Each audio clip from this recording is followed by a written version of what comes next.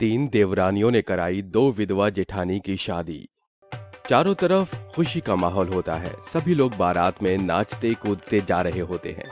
तभी सावित्री अपनी बड़ी बहुओं से कहती है, अरे मेरी प्यारी बहुओं, यहाँ आराम से क्यों खड़ी हो?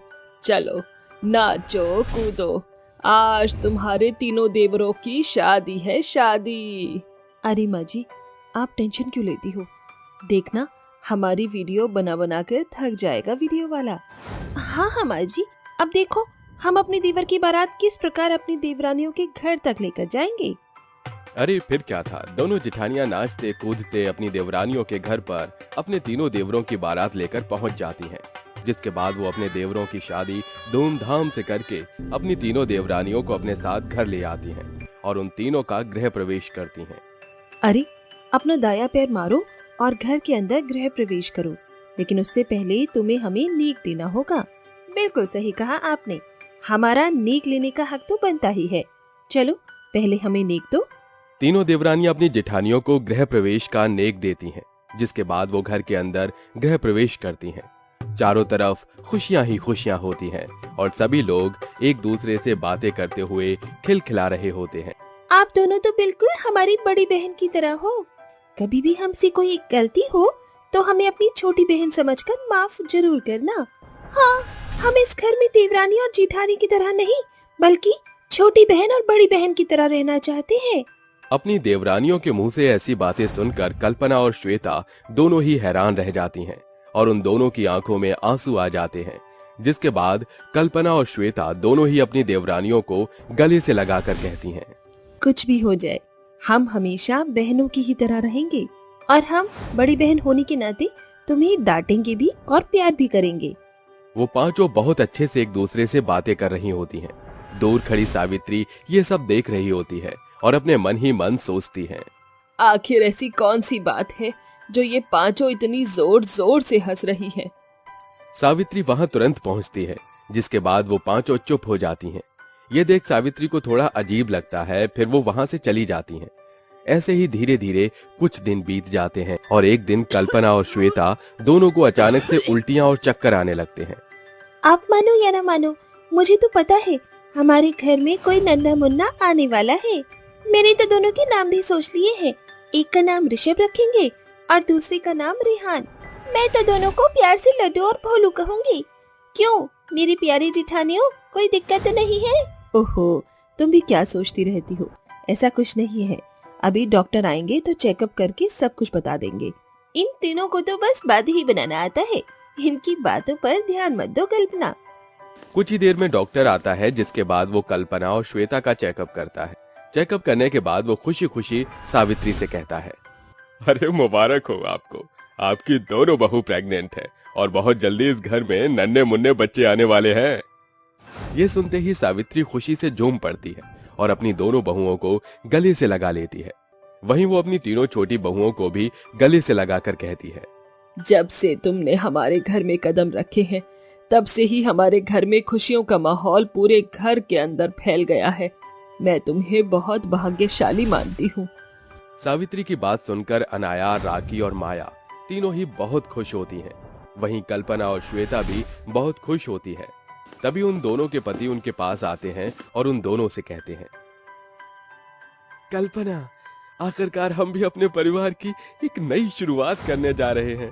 देखना, आने वाले इस नन्हे मुन्ने बच्चे को दुनिया की सबसे ज्यादा खुशी मैं ही दूंगा। और मैं भी अपने बच्चे के लिए वो सब करूंगा जो एक बाप को करना चाहिए। मैं उसे कभी भी किसी भी परेशानी से गुजरने नहीं दूंगा श्वेता। ऐसा कहकर वे दोनों अपनी पत्नियों को गले से लगा लेते हैं। सभी लोग बहुत खुश होते हैं। तभी राजीव और विनीत दोनों ही अपनी एक मीटिंग के लिए घर से निकल जाते हैं। लेकिन जहां खुशियों का इतना अच्छा माहौल छा रहा था, वहीं अचानक से दुखों का पहाड़ टूटने वाला था। घर पर सब खुशियों से पागल हो रहे थे। तभी टेलीफोन की घंटी बजती है। अरे अनाया बहू, जरा देख तो सही, टेलीफोन पर कौन है जो बार बार घंटी बजाए जा रहा है? जी माँ जी, अभी जाकर देखती हूँ। अनाया टेलीफोन के पास जाती है और फोन उठा लेती है। जिसके बाद टेलीफोन की दूसरी तरफ से एक नर्स कहती है, क्या ये घर विनीत और राजीव का है? क्या मेरी बात उनकी माँ से हो रही है? हाँ जी, ये घर राजीव और विनीत का ही है, लेकिन मैं उनकी माँ नहीं हूँ। मैं इस घर की छोटी बहू हूँ। बताइए, कोई परेशानी वाली बात तो नहीं है? ये कहते हुए मुझे बहुत अफसोस हो रहा है, लेकिन हकीकत ये है कि राजीव और विनीत अब इस दुनिया में नहीं रहे। एक बहुत बड़े कार एक्सीडेंट की वजह से उनकी मृत्यु हो गई है। उनकी डेड बॉडी हॉस्पिटल में है, आप लोग आकर ले जा सकते हैं। ये सुनते ही अनाया के हाथ पैर कांपने लगते हैं, मानो उसके पैरों तले जमीन खिसक गई हो। जहाँ चारों तरफ खुशियों का माहौल था, वहाँ अचानक से मातम में बदल जाता है।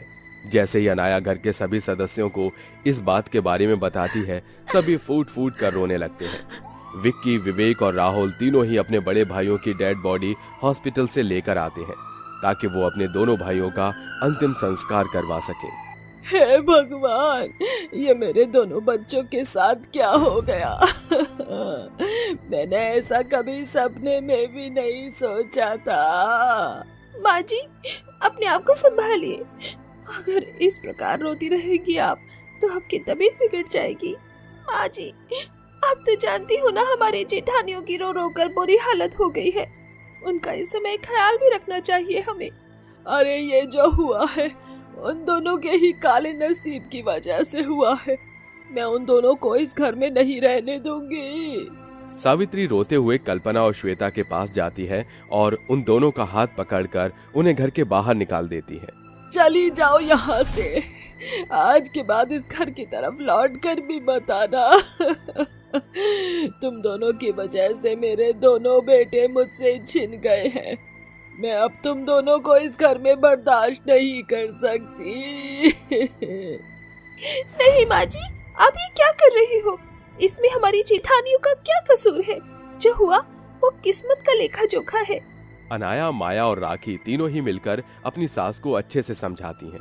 ठीक है, अगर ऐसी बात है तो ये दोनों इस घर में रह सकती हैं, लेकिन इन्हें समझा देना कि ये दोनों मेरी आंखों से दूर ही रहे। सावित्री ऐसा कहने के बाद घर के अंदर चली जाती हैं। वहीं अनाया, राखी और माया तीनों की तीनों अपनी दोनों जेठानियों को घर के अंदर ले आती हैं। उस दिन के बाद से सावित्री भी बेचारी कल्पना और श्वेता को दिन प्रतिदिन ताने सुनाया करती, जिसके चलते कल्पना और श्वेता दोनों ही गुमसुम सी रहना शुरू कर देती हैं। एक दिन अनाया जेठानियों से कहती है, जेठानी जी, अगर आप दोनों इस प्रकार उदास उदास रहोगी तो बच्चों के ऊपर बुरा असर पड़ सकता है। तो तुम ही बताओ, अब हम दोनों कर भी क्या सकते हैं? माँ जी ने तो हमें जैसे त्याग ही दिया है, ऊपर से ताने भी सुनाती है। इस जिल्लत भरी जिंदगी से अच्छा तो हमें मौत आ जाए। नहीं नहीं, आप ऐसा क्यों सोचती हो? आप तो हमारी बड़ी बहन की तरह हो। जो भी होगा अच्छा ही होगा। माया राखी और अनाया का हाथ पकड़ के उन दोनों को अकेले में ले जाती है और उन दोनों से कहती है, वैसे इस प्रकार तो उनकी जिंदगी नहीं गुजर सकती। मैं सोच रही थी क्यों ना हम अपनी जेठानियों की शादी करवा दें। बस हमें किसी तरह अपनी सास को समझाना होगा। हमारी बेरंग जेठानियों की जिंदगी में रंग घोलने के लिए यही सही रहेगा। माया की बात मानकर राखी और अनाया उसके साथ मिलकर सावित्री के पास जाती है। तीनों की तीनों सावित्री को खूब देर तक अच्छे से समझाती हैं, जिसके बाद सावित्री उनकी बात समझ जाती है और कहती है, तुमने बिल्कुल सही कहा। मैंने अपनी दोनों बड़ी बहुओं के ऊपर बहुत अत्याचार किया, लेकिन अब मुझे उनके बारे में सोचना चाहिए। मुझे उनके अच्छे घराने में शादी करवा देनी चाहिए, जो उनके बच्चों का भी ख्याल रख सके और उन दोनों का भी। फिर क्या था, सावित्री दो अच्छे लड़के ढूंढती हैं जो कल्पना और श्वेता को उनके बच्चों के साथ स्वीकारते हैं, जिससे राखी, माया और अनाया तीनों ही बहुत खुश होती हैं और खुशी खुशी अपनी दोनों जेठानियों की शादी बहुत धूमधाम से करवा देती हैं।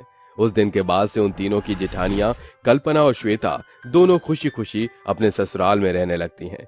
कुछ ही समय में उन दोनों को बेटे होते हैं, जिसके चलते उनके पति उन्हें और भी ज्यादा प्यार करने लगते हैं। अरे क्या बात है बहू, पिछले आधे घंटे से मेरे सर पर क्यों तनी खड़ी है? जा जाकर चाय बना। मगर माँ जी, बगैर चीनी की चाय बनेगी कैसे? क्योंकि चीनी खत्म है। इतनी जल्दी चीनी कैसे खत्म हो गई? ये चक्कर क्या चल रहा है? 1 किलो चीनी ठीक से 2 दिन भी नहीं चलती। कभी चीनी चट तो कभी चाय पत्ती सफा चट।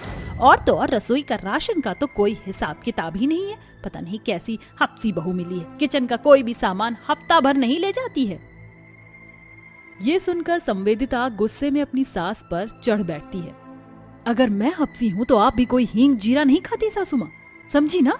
अब ये बड़बड़ करना बंद कीजिए और बनिए के पास से चीनी ले आइए, वरना चाय नहीं मिलेगी। सास चीनी लाकर बहू को दे देती है और संवेदिता चाय बनाकर सास को परोसकर खाना बनाने में जुट जाती है। आज तो बाल बाल बच गई, मगर कब तक मैं माँ को छिप छिप कर अपने ससुराल से खाना भेजती रहूंगी और माँ जी के सामने कब तक झूठी सफाई पेश करती रहूंगी।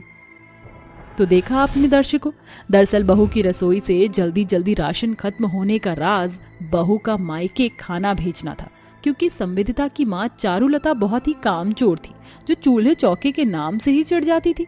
जब तक संवेदिता मायके में थी तो सब ठीक था, मगर संवेदिता के ससुराल जाते ही चारुलता ने अपनी जिम्मेदारियों से मुंह मोड़ लिया।